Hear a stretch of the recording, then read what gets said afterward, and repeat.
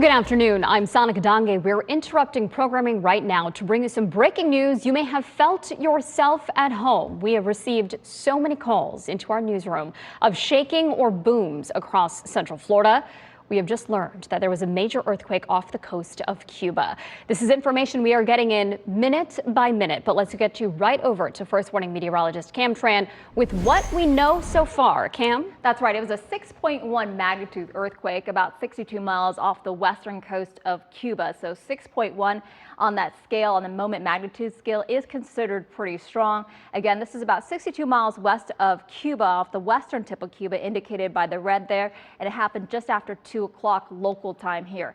Now, the depth of this earthquake was right around 6 miles below the surface, so that's considered a shallow earthquake, and we don't know exactly what caused this earthquake, but I do know that Cuba is right on the Caribbean plate, and it butts up next to the North American plate, so maybe there was a shift there, tectonic shift. Again, we don't know the exact cause of this specific earthquake, but we do know, again, it was a 6.1 magnitude, which is again considered strong, and folks within a 60-mile radius from this earthquake could likely feel the shaking from this because of how strong it is. But again, we've gotten lots of reports, even here locally here in Central Florida, of folks feeling some type of shaking. Again, we don't know if it's specifically from this earthquake, but I can tell you, again, we do have this 6.1 magnitude earthquake about 62 miles off the coast of Cuba there, a rather strong one, and we're getting reports of people feeling some type of shaking this afternoon. Back to you, Sonica. The National Weather Service in Miami, who just put out just a couple of minutes ago here on X, no tsunami, no danger from a recent earthquake. Again, this is rapidly developing as we learn more information about this quake. We were first told about this shaking from our own newsroom folks who felt it themselves, as well as so many callers. One of them is Heidi, who's joining us on the phone right now. Heidi works in Baldwin Park. Heidi, can you hear me? Yes, I can hear you. Heidi, take me back to around 2 p.m. today. You said you felt some shaking of some sort. What happened here? Yeah, I was working and I felt, or actually first heard a pop, and I just thought it was the building settling. But then it was definitely some swaying and almost like my chair was moving. And the lens cleaner on my desk, I could see the liquid sloshing back and forth.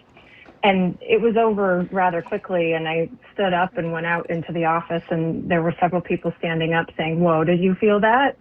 And someone called their family down in Naples, and they reported they had felt it as well. And a coworker's husband, that they live a couple blocks away, he also had felt it at his house. Yeah, how long did you feel that shaking? It was probably 3 seconds. You know, in the moment, it feels longer than it actually is. It was kind of over as soon as I realized what was happening, but probably 3 seconds. Yeah, no, certainly. I feel like when you're in the moment, feels like a lot longer. We had so many people here in our building feel it as well. It felt like the higher floor you were on, the more you felt the shaking. Whereabouts were you in this office building? I'm on the second floor. So, okay. And right by the windows. Yeah. Did you hear from your coworkers who had families down further south here in Florida? What did they say? It's similar, and it was funny. Some of the folks in their house felt it, and some didn't notice anything. So, but the same kind of a thing, that they just felt some swaying, and immediately wondered if it was an earthquake. Yeah, office building must have been in a bit of a shock after that, as you guys were swapping your own anecdotes about it. Yeah, definitely. A little bit startling. What were your first thoughts when you were going through this?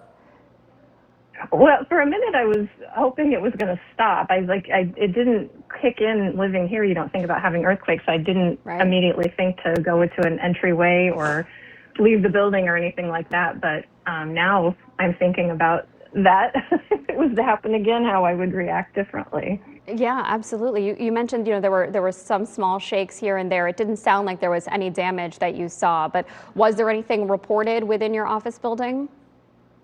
No, nothing like that. Yeah, nothing fell down. Yeah, it didn't seem like it was that significant. Yeah, we should note, again, the 6.1 magnitude is significant, but it happened off the coast of Cuba. So what we are feeling is sort of just, the aftershocks of what the Cubans must have felt down there as well.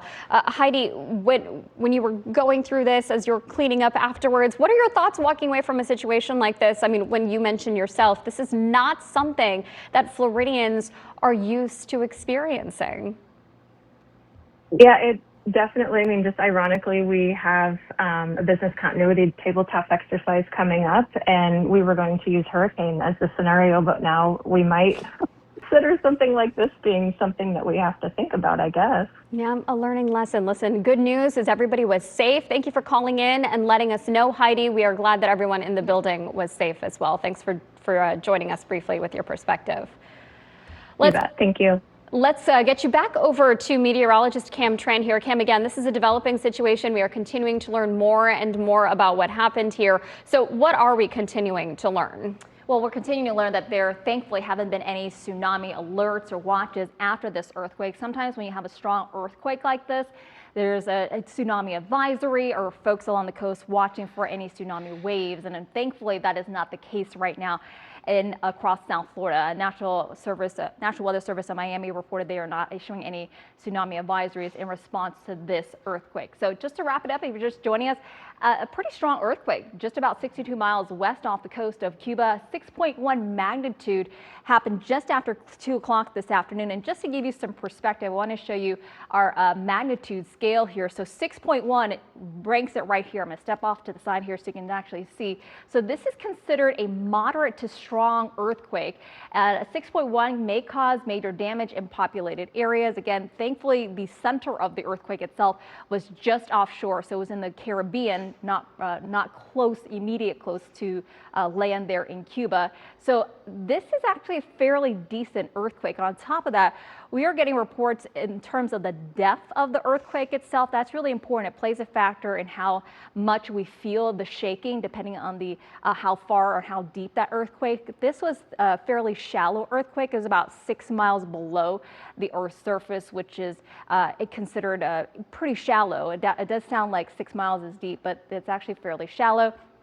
And folks about 60 miles radius from where the center of this earthquake happened will likely have felt it, definitely felt the shaking, at least some strong shaking. So this was a fairly substantial earthquake here. Again, about 62 miles off the coast of Cuba, on the western coast of Cuba, but the actually epicenter, or the center of the earthquake, was actually more in the Caribbean Sea, so it wasn't really next to the coastline there in Cuba. And we've gotten numerous reports, not only here locally, but folks in South Florida definitely felt something.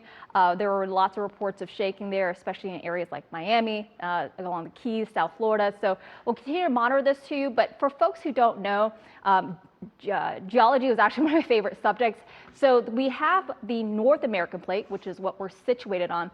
Over in the Caribbean, we also have what's called the Caribbean plate. So that many of the Caribbean islands, including Cuba, are situated on that plate. So just think of it as literally as a jigsaw puzzle. And when you put the jigsaw puzzles together, sometimes, if you rub against that can cause earthquakes. So essentially that's what's happening right now is, we don't know the exact cause of this specific earthquake, but we do have Cuba is on one plate here. So one plate in my hand, and then we have the North American plate basically butting up against it. And sometimes when you get just a little bit of a shift, that can cause an earthquake. So that may have been the situation here, where the two tectonic plates themselves may have shifted.